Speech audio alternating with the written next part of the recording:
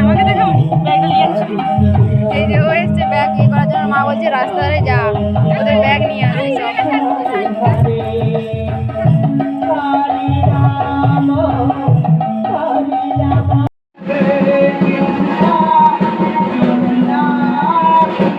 আমরা এখন চাল নিতে যাব।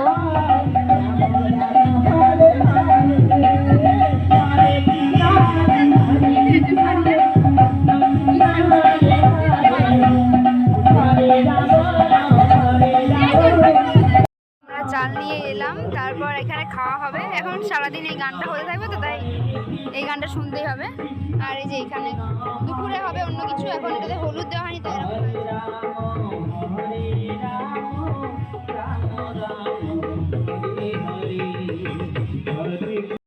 রাস্তায়